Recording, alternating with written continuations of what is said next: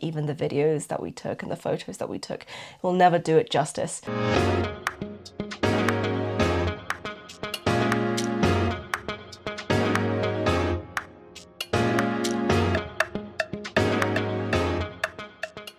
St. Paul's Cathedral.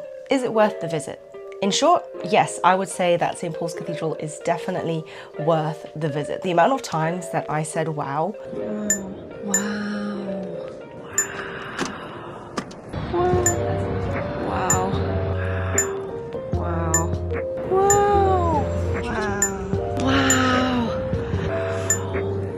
It looks amazing. It speaks for itself. We went to St. Paul's Cathedral on a Monday off season and it was not that busy at all, I would say. I've heard stories of people having to line up for tickets for popular tourist attractions, but for St. Paul's Cathedral, it was relatively quiet. We bought tickets online just to guarantee our entry, which cost us £26 per person. And having looked on the website again, it still seems to be the same price. I'm not sure if it's more expensive at the door. I know a lot of attractions sometimes change the price depending on if you buy it online or in person, but online it is £26 per person. So this ticket grants access to the main floor of St. Paul's Cathedral, as well as the 3 domes. There's the Whispering Gallery, the Stone Gallery, and then the Golden Gallery. You also get access to the crypt, which we actually didn't explore, but the crypt is also available with the standard adult ticket. I think to visit St. Paul's, it is recommended for you to dedicate at least like 2 hours to visit everything, to experience everything, and to really get your money's worth. But I think we ended up spending like a good 2.5 hours, 3 hours there without even having explored the crypt. But we did stay there to see a church service, and we did spend an extended period of time, I would say, in the main body of St. Paul's. The domes took us quite a while to climb, but overall the time flew by and we felt like we got our money's worth, and it was definitely worth the visit. So in order to get there, we arrived to City Thameslink, from which we walked to St. Paul's Cathedral. It only took around 6 minutes, but then on our way there we did also see the Old Bailey, which is our Justice Court, which, if you've watched V for Vendetta, is the building that gets blown up. I hadn't seen it, but my boyfriend had seen it and he knew exactly, what the statue at the top of the building was, but even though I've lived here for so long, it's not something that I really paid attention to. But after we visited St. Paul's Cathedral, we made sure to watch V for Vendetta later that night, and it was just quite cool to see, like, hey, we saw that building today and this building is in the movie. Yeah, so we watched V for Vendetta later. But then after that, we didn't go inside or anything. We just walked to St. Paul's Cathedral, saw it from the outside, saw the little archway that you go through to get to the front of St. Paul's Cathedral where you enter, and then we went inside. So they do bag checks and they don't permit large bags into the building. I guess it's just for safety reasons, so just be prepared for that.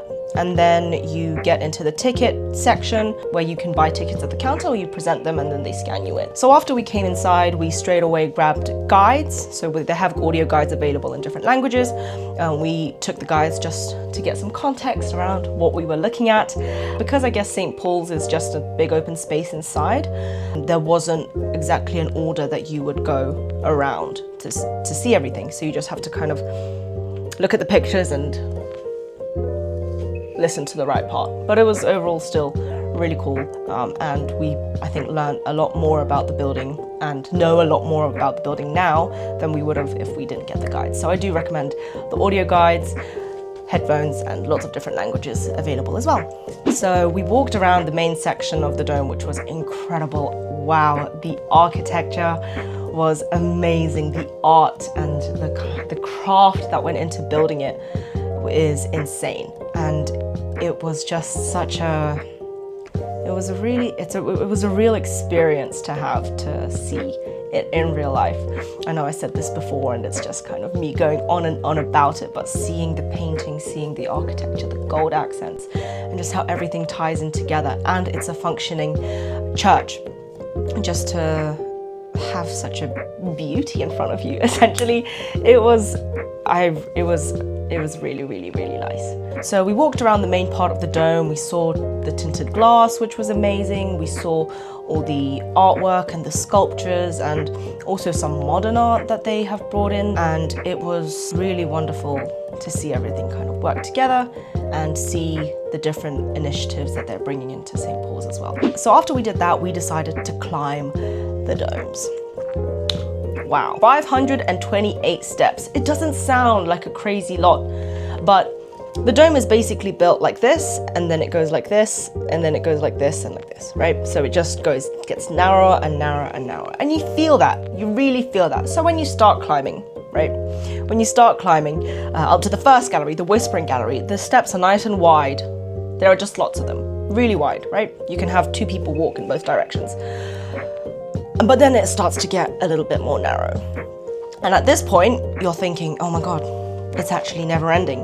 There are so many steps. It was quite the struggle. So when we got to the Whispering Gallery, it was nice because it was quite big and quite open, and there were seats for you to kind of sit down and just rest for a moment. You're not allowed to record in this section just because of health and safety, because you are overlooking the main dome part of St. Paul's. You are able to see kind of the bottom section that's on the ground floor. So you're not allowed to peek over, and you're not allowed to use your phones or anything. But the really cool part about the Whispering Gallery was that because of the shape of the dome, if you put your ear to the wall and you speak, it travels around the dome, and someone on the other end can basically hear what you're saying. So me and my boyfriend tested this out, and it was really cool. We spoke about what we're gonna have for lunch, and then I threw out a question. I was like, is there anyone else on this channel? And then the people that are on duty, I guess, watching this section, they're like, yep, it's an open radio, basically. Everyone can hear what you're saying, so don't say anything that you will regret. But it was really cool to experience. We can basically whisper to each other. You don't even need to speak loudly, and because of the shape, the other person will hear you. So that was really cool. Really enjoyed that. And then after that, we decided to climb to the second gallery, I would say. This is the Stone Gallery. And this is when things started to get hard.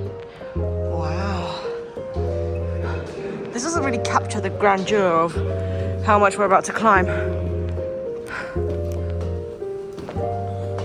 I'm not recording. Things were starting to get really difficult, and it just wasn't as easy as it was. We were out of breath, our legs were starting to get tired, but I guess the view was worth it. So we arrived to the Stone Gallery, which is an outdoor part at this point. However, it has stone walls with gaps in them. I think I'm having like a brain fart, but I can't pinpoint exactly what that's called, but this is what I'm talking about, right? So you can't take a picture of yourself with the view or have someone take a picture of you and the view, but you can look at the view through the holes and see wonderful, wonderful London. And you can also see Millennium Bridge, which is very close to St. Paul's, that leads to the Tate Modern. But yeah, you can't take pictures of yourself with it because of the walls. So after we did that, we decided to climb to the very top.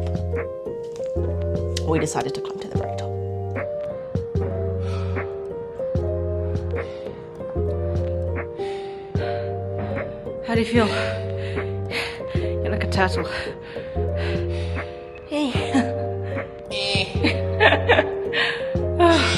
There weren't that many steps left, but it was steep. But I would say it was worth it. So this one then has just walls up to your chest, I guess. So you can take pictures with the view. You can see London clearly over the very top, and it was wonderful. It was really, really worth it. But we went on a day when it was, I guess, typical British overcast weather in the winter. It was windy, it was sometimes cloudy, it was sometimes sunny. It was cloudy when we were there at the top, I guess. And then it started to get sunny when we already climbed back down. So climbing back down was a mission in itself.